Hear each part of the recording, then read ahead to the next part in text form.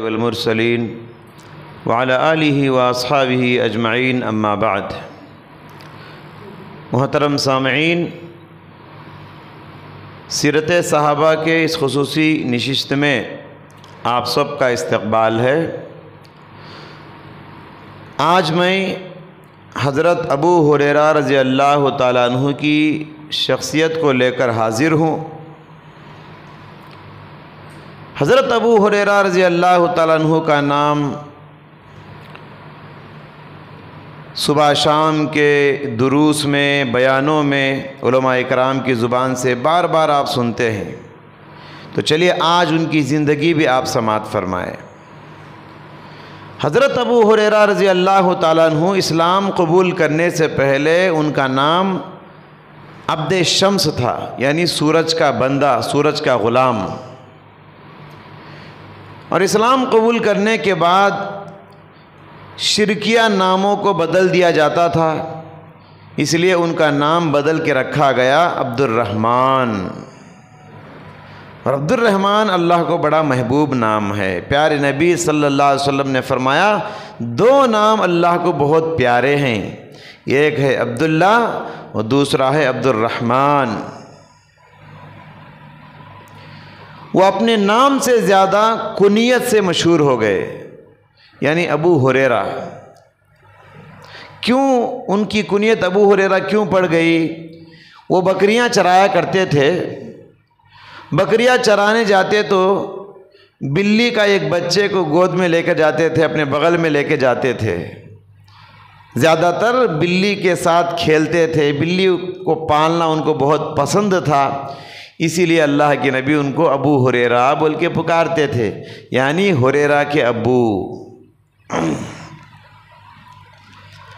بہت دیر سے اسلام قبول کیے، یعنی سن 7 ہجری کے آغاز میں اللہ کے نبی مدینہ ہجرت کرنے کے 7ویں سال اسلام قبول کیے۔ جب یہ یمن سے مدینہ آئے تو اللہ کے نبی مدینے میں نہیں تھے، جنگ خیبر کے لیے گئے ہوئے تھے۔ اللہ کے نبی جب ابو ہریرہ سے ملاقات کیے سن 7 ہجری میں، تو حضرت ابو ہریرہ رضی اللہ تعالیٰ عنہ مشرف باسلام ہوئے، یعنی مسلمان ہو گئے۔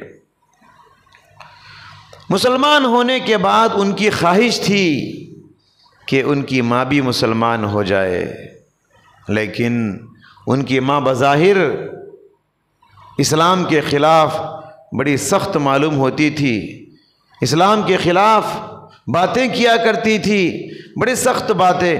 ان کی ماں پیارے نبی صلی اللہ علیہ وسلم کو گالیاں دیا کرتی تھی، پیارے نبی صلی اللہ علیہ وسلم کو برا بھلا کہا کرتی تھی۔ حضرت ابو ہریرہ رضی اللہ تعالیٰ عنہ ایک مرتبہ روتے ہوئے اللہ کے نبی صلی اللہ علیہ وسلم کے پاس آئے۔ ایک طرف ماں کی ممتا ہے، دوسری طرف پیارے نبی کی محبت ہے۔ روتے ہوئے پیارے نبی کے پاس آئے ماں کی شکایت لے کر کہ اللہ کے نبی میری ماں کے لیے آپ دعا کر دیجئے، میری ماں کے لیے آپ دعا کر دیجئے۔ ادھر اللہ کے نبی صلی اللہ علیہ وسلم دعا کیے، کیونکہ ماں بات نہیں مان رہی تھی۔ حضرت ابو ہریرہ بار بار ماں کو اسلام کی دعوت دے رہے تھے، مگر ان کی بات نہیں سن رہی تھی، اس لیے دعا کی درخواست کیے۔ پیارے نبی ادھر دعا کیے، ابو ہریرہ ادھر ماں کے پاس گئے، دروازہ کھٹکھٹائے، دروازہ کھولنے میں دیر ہوئی، اندر سے ماں کے غسل کرنے کی آواز آ رہی تھی۔ ماں دروازہ کھولی، گویا کہ ماں بیٹے ابو ہریرہ کو سرپرائز دینا چاہتی تھی۔ جیسے ہی دروازہ کھولی، ابو ہریرہ کے کچھ کہنے سے پہلے ماں نے خود کلمہ پڑھ لیا، کہا اشہد ان لا الہ الا اللہ واشہد ان محمد الرسول اللہ۔ پھر ابو ہریرہ اتنے خوش ہوئے، دوڑے دوڑے اللہ کے نبی کے پاس آئے اور اب کی بار بھی روتے ہوئے آئے، اور یہ جو رو رہے تھے یہ خوشی کے آنسو تھے۔ اللہ کے نبی کے پاس روتے ہوئے آئے، پھر درخواست کیے، اے اللہ کے رسول میری ماں مسلمان ہو چکی ہے، آپ دعا کر دیجئے میرے لیے اور میری ماں کے لیے۔ اللہ کے نبی نے دعا کی، اے اللہ ابو ہریرہ اور ان کی ماں کی محبت کو لوگوں کے دلوں میں ڈال دے۔ حضرت ابو ہریرہ کہتے ہیں پیارے نبی کی اس دعا کے بعد مجھے ایسا لگتا تھا کہ ہر مسلمان مجھ سے محبت کر رہا ہے، ہر مسلمان مجھے پیار کرتا ہے۔ لوگوں کے دلوں میں محبت اللہ تعالیٰ نے ویسے ڈال دیا کہ ابو ہریرہ کہتے ہیں کہ کوئی مسلمان مجھے ایسا نظر نہیں آیا جو مجھ سے محبت نہ کرتا ہو۔ آپ بھی ذرا تھوڑی دیر رک کے غور کیجئے، اپنے دل سے پوچھئے آپ کے دل میں ابو ہریرہ کے لیے محبت ہے کہ نہیں؟ جب بھی آپ ان کا نام سنتے ہیں تو آپ کے دل میں بھی میرے دل میں بھی یہ خوشی محسوس ہوتی ہے ابو ہریرہ کا جب ہم نام سنتے ہیں۔ یہ اللہ کے نبی کی دی ہوئی اسی دعا کا نتیجہ ہے۔ ایک مرتبہ ابو ہریرہ رضی اللہ تعالیٰ عنہ نے اللہ سے دعا کی، اے اللہ اللہم اغفر لأبی ہریرہ ولأمہ ولمن دعاہما، اے اللہ ابو ہریرہ کو بخش دے، ابو ہریرہ کی ماں کو بھی معاف کر دے، اور جو کوئی ابو ہریرہ اور ان کی ماں کی مغفرت کے لیے دعا کرے گا تو ان کو بھی معاف کر دے۔ مشہور تابعی ابن سیرین لکھتے ہیں، کہتے ہیں کہ ہم لوگ ابو ہریرہ اور ان کی ماں کے لیے مغفرت کی دعائیں کرتے ہیں، اس لیے نہیں کہ وہ مغفرت کی ضرورت ہے ان دونوں کو، بلکہ اس لیے ہم دعا کرتے ہیں تاکہ ہم بھی ابو ہریرہ کی دعا کے حقدار بن جائیں، کیونکہ ابو ہریرہ نے ان لوگوں کے لیے مغفرت کی دعا کی ہے جو ان کے لیے اور ان کی ماں کی مغفرت کے لیے دعا کرتے ہیں۔ لہٰذا قیامت تک یہ دروازہ کھلا ہے، جو کوئی بھی ابو ہریرہ کی دعا کو حاصل کرنا چاہتا ہے اس کو کہنا چاہیے اللہم اغفر لأبی ہریرہ ولأمہ، اے اللہ ابو ہریرہ کو ان کی ماں کو معاف کر دے۔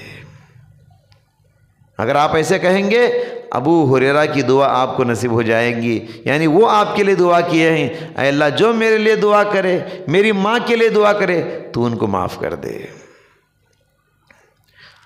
ابو ہریرہ رضی اللہ تعالیٰ عنہ کی سب سے بڑی خصوصیت یہ تھی کہ وہ طبقہ صحابہ میں سب سے زیادہ حدیثوں کو روایت کرنے والے تھے۔ 5370 پر 4 حدیثیں ابو ہریرہ رضی اللہ تعالیٰ عنہ سے مروی ہیں۔ حالانکہ دیر سے مسلمان ہوئے لیکن حدیثوں کو روایت کرنے میں سب سے آگے بڑھ گئے۔ یہ ابو ہریرہ کی بہت بڑی خصوصیت ہے۔ کیوں ایسے؟ دیر سے مسلمان ہوئے لیکن سب سے زیادہ حدیثیں بیان کیے پورے صحابہ میں، کیوں؟ 2 باتیں۔ پہلی بات یہ ہے کہ حضرت ابو ہریرہ رضی اللہ تعالیٰ عنہ پیارے نبی صلی اللہ علیہ وسلم کے ساتھ 4 سال چمٹ کے زندگی گزارے، پیارے نبی کو چھوڑ کے کہیں نہیں جاتے تھے، صبح شام شب و روز نبی کے ساتھ رہا کرتے تھے۔ اور دوسری وجہ یہ ہے اللہ تعالیٰ نے ابو ہریرہ کو بلا کا حافظہ دیا تھا، یادداشت بڑی تیز تھی، ان کی میموری پاور بلا کی تھی، اللہ تعالیٰ نے بہت زیادہ ان کو دے دیا تھا۔ 4 سال پیارے نبی صلی اللہ علیہ وسلم کے ساتھ رہے، نہ کھانے کی فکر، نہ پینے کی فکر، نہ کمانے کی فکر، صرف ایک بات کی فکر تھی، بس وہ نبی کے ساتھ رہنا چاہتے تھے۔ خود کہتے ہیں ایک مرتبہ کہ میں نبی کے ساتھ اتنا رہتا تھا، بھوک سے کبھی نڈھال ہو کے زمین پہ گر پڑتا۔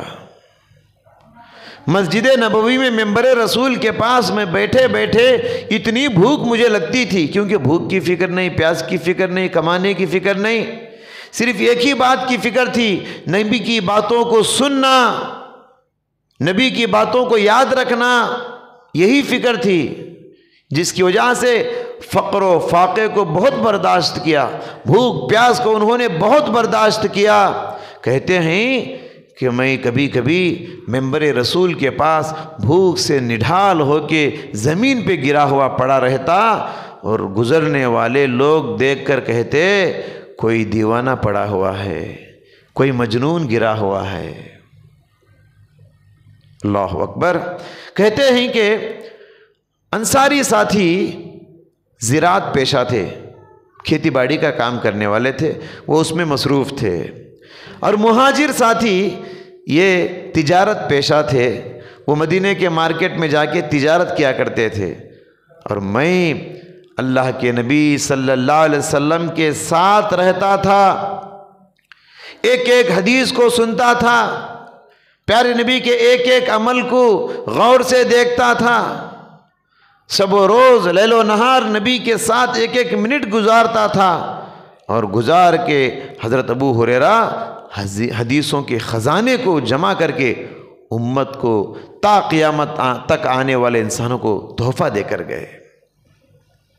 ایک اور خصوصیت ابو ہریرہ کی، اللہ تبارک و تعالیٰ نے ان کو غیر معمولی میموری پاور دیا تھا، غیر معمولی حافظہ تھا ان کا، یادداشت غیر معمولی تھا، اور یہ یادداشت بھی دعائے نبوی صلی اللہ علیہ وسلم کا کرشمہ تھا۔